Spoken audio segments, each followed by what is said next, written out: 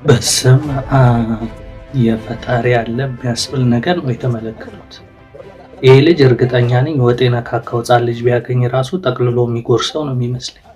እንዴ ወገን፣ የሆነ ቀን አንድ ቪዲዮ ላይ አንድ እንጀራ በደቂቃ ውስጥ ጠቅልሎ ሲበላ አየና አንዱ ልጅ አንተ 6 እንጀራ ከበላ አደንቅሃለሁ አለው። ተመልከቱ፣ 6 ምግብ ያለው እንጀራ በደቂቃ ውስጥ ነው ጭጭ ያደረገውና እርግጠኛ ነኝ ወፍጮ ቤት መስራቱ ጠቀመው እንጂ ሌላ ቦታ በረሃብ ይሞታል ይሄ ሰው። ይህን ቪዲዮ እስኪ አብረን እንመልከት። 6 እንጀራ ጭጭ ያደረገ ነው የምላችሁ። ይኸው ተመልከቱት። እሺ አሁን ጀምር። ያው 6 እንጀራ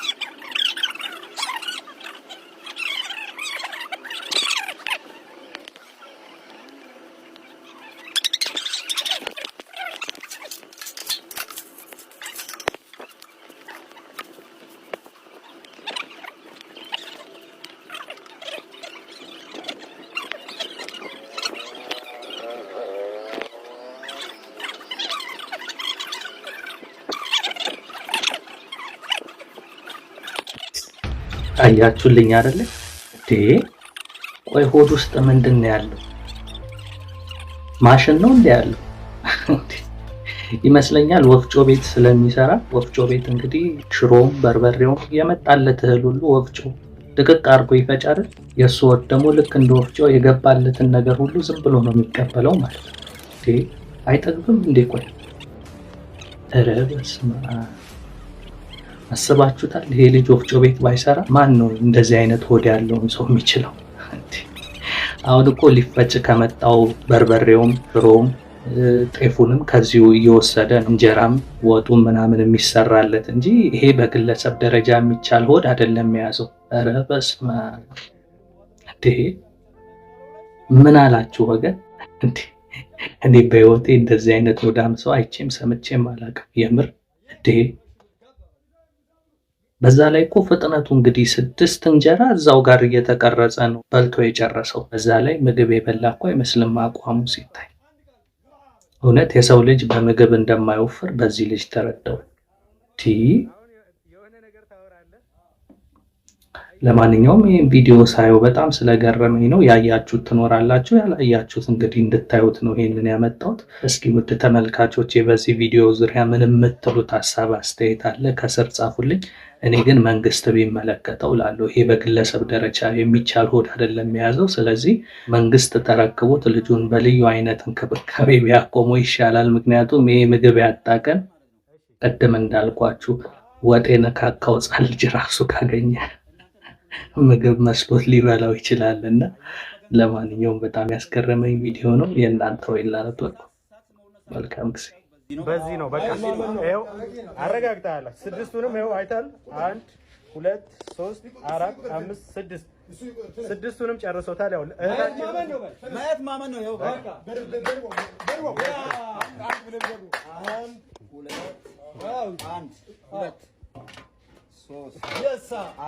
እና ቆይ አንድ የተረሳ ነገር አለ።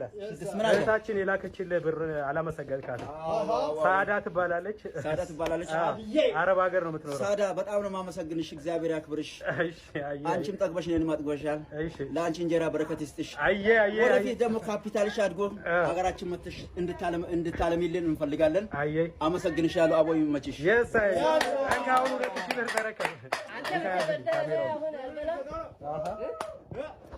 ብሩ እየተቆጠረ ነው ይሄው አድርሻለሁ። አመሰግንሻለሁ። ይመችሽ። ቁጥር ብር ነው 1 2 3 4 5 6 7 8 9 10 ቴንኪው እናመሰግናለን።